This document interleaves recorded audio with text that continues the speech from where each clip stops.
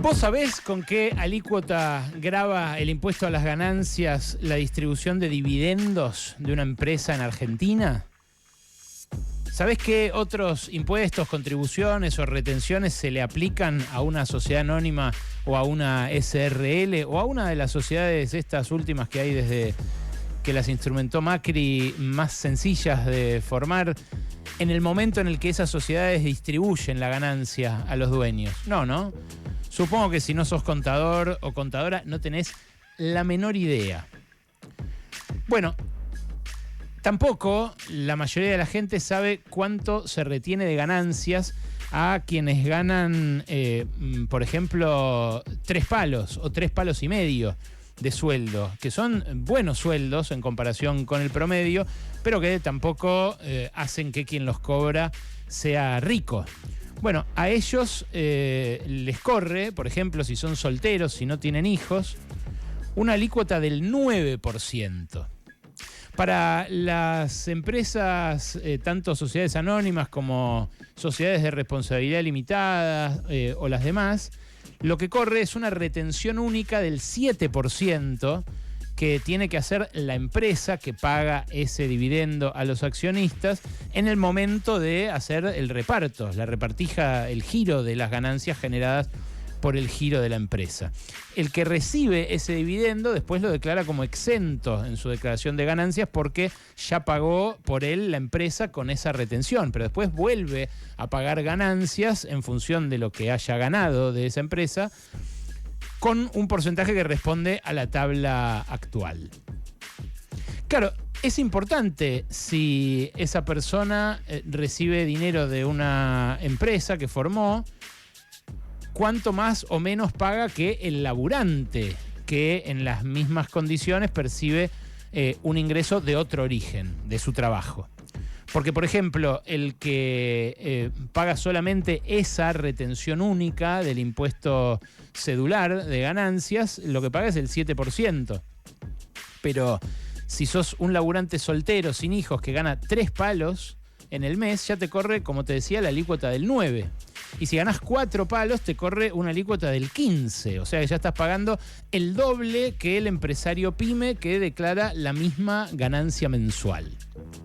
Son cuestiones bastante técnicas en general que no tiene por qué manejar alguien de a pie, que no tiene por qué manejar al dedillo un laburante promedio, un profesional, alguien que tenga un oficio cualquiera, que no sea el de contador, pero que es muy relevante a la hora de discutir en democracia cómo se sostiene un Estado, ¿no? Bueno, de eso se trata la reforma tributaria que quiere encarar ahora el gobierno de La Libertad Avanza. De eso tan sensible como cuánta guita llevamos a casa, los que laburamos, sea por un sueldo, sea en una empresa, sea en un comercio, sea en una fábrica, sea en un taller, sea por cuenta propia, sea asociados a otros. Y claro, todo esto, la verdad, hay que discutirlo democráticamente. Es difícil resolver cuánto paga cada uno en la medida en la cual uno ni siquiera maneja ese sistema tributario de tan complejo que es. Bueno, en Brasil acaban de tener esta discusión, una discusión que nosotros tuvimos varias veces, y la tuvieron con un saldo agridulce, diría yo. Porque por un lado le consiguieron aliviar la carga fiscal a todas las personas que ganan hasta 5.000 reales. 5.000 reales con el dólar a 5.30 en Brasil y a 1.400 acá, es más o menos un palo 400. Acá, para darles una idea, la canasta de pobreza para una familia tipo está a un palo 200. El sueldo promedio, según el RIPTE, está a un palo y medio. Y eso da de bolsillo un palo 250, un palo 270, más o menos. Ese es el salario promedio del sector privado registrado, que es casi lo mismo que la canasta de pobreza. O sea, es una vergüenza lo que se gana en promedio en el sector formal, en blanco, en Argentina, apenas alcanza para sacar la cabeza de la pobreza si uno tiene 2 hijos que mantener.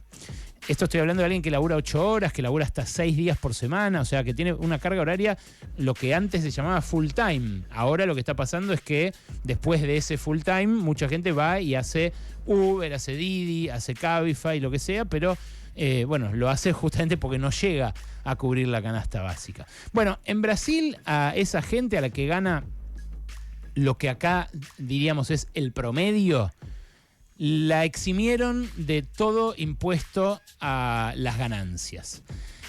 Claro, va a pagar 0 impuestos, pero va a seguir pagando impuestos al consumo. Impuestos al consumo que de todas maneras lograron rebajar bastante al unificar lo que se cobraba en provincias, en municipios y en el Estado federal para esta gente que gana hasta 5.000 pesos. Pero para hacerlo, por eso digo que el saldo es agridulce, Lula tuvo que ceder lo que tenía previsto aprobar para financiar esa rebaja de impuestos a la clase media baja y a la clase baja, porque esos eran impuestos a las grandes fortunas, impuestos al agronegocio, impuestos a los más ricos de Brasil, que hicieron un lobby tremendo para que naufragara esa parte del articulado en la Cámara de Diputados. Finalmente, el Senado, la semana pasada, convirtió en ley todo, pero terminó convirtiendo en ley medio un engendro. Claro, para conseguir que la sociedad se involucre en esta discusión, el gobierno de Lula sacó publicidades de todo tipo. Incluso en redes sociales hizo propaganda con gatitos. Mirá. Explicando com gatinhos a proposta de mudanças no imposto de renda. Esse é um gatinho que acorda cedo, coloca o crachá e vai trabalhar. Todo mês recebe seu salário. E o susto é sempre o mesmo, desconto no pagamento. E olha que ele nem ganha tanto. Ainda assim, perde uma parte pro imposto de renda. Mas o governo federal quer mudar isso. Com o novo projeto de lei, quem ganha até R$5.000 por mês pode ficar isento do imposto de renda. Ou seja, 0, nadinha. Menos desconto, mais alívio. Mais comidinha na dispensa, mais chance de pagar o básico y respirar con tranquilidad. Es el lenguaje de redes sociales, ¿no? Full básico, diciendo que para los gatos que se levantan temprano, que se dan la ducha, que van a laburar, la retención de ganancias era hasta ahora un fantasma, una cosa muy jodida. Y que ahora, con esto, con esta garantía, bueno, van a zafar. Y acá muestra la gatita. Justiça tributária. Quem ganha mais, ajuda mais. Quem la gatita de alta sociedad que se está paseando adelante de su mansión con una gargantilla, sí, así. es muy de Instagram, ¿no? Pero a ese nivel tuvo que bajar la discusión para que alguien pare la oreja. Bueno, es bastante claro que cuando los ganadores pagan, se puede aliviar la situación de los que no son ganadores. Pero claro, lo que tuvo que ceder Lula es que se estableciera un impuesto a la distribución de dividendos.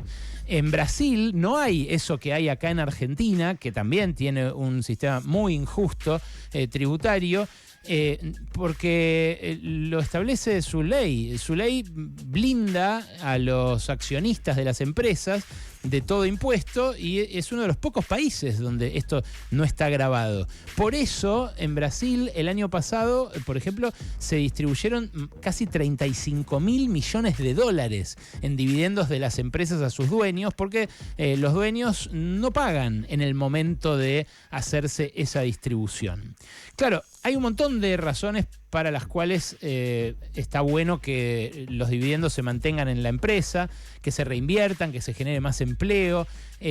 También está claro que con la concentración de ingresos que hay en Brasil, es deseable que quienes perciben sus ingresos de la propiedad de empresas paguen más para que esto se reduzca, para que esa desigualdad se reduzca. Y evidentemente lo que hay también, y se puede sacar como aprendizaje, es mucha presión de esos que están siendo beneficiados por las exenciones impositivas para que eso no cambie. Bueno, la realidad es que Brasil es uno de los países más desiguales del planeta. El 1% más alto en la escala de ingresos percibe el 27% del ingreso nacional.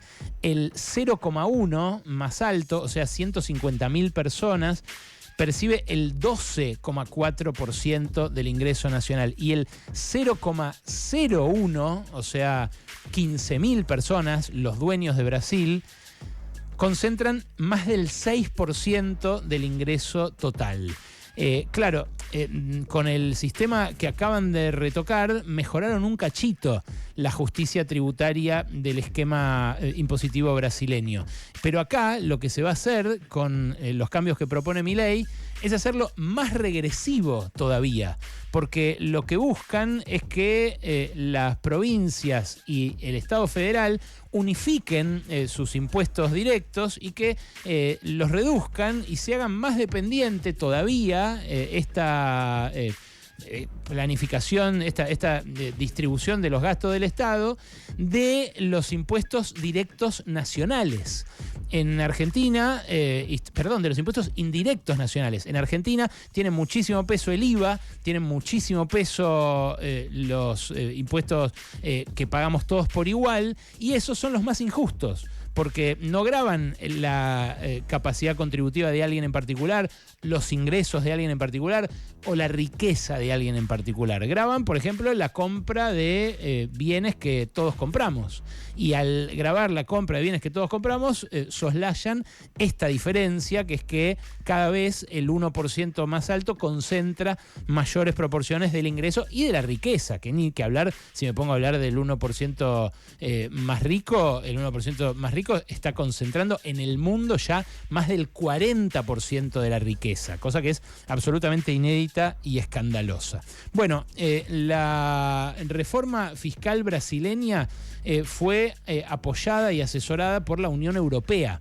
Fue, por ejemplo, en sus borradores, redactada y discutida con Gabriel Zucman, que es el representante máximo de la fiscalidad europea y es un discípulo de Tomás Piketty, uno de los que dijo, no puede ser tan injusto el reparto de la carga del Estado porque está siendo todavía más injusta la distribución del ingreso, que es la más injusta desde la época de la Inglaterra victoriana.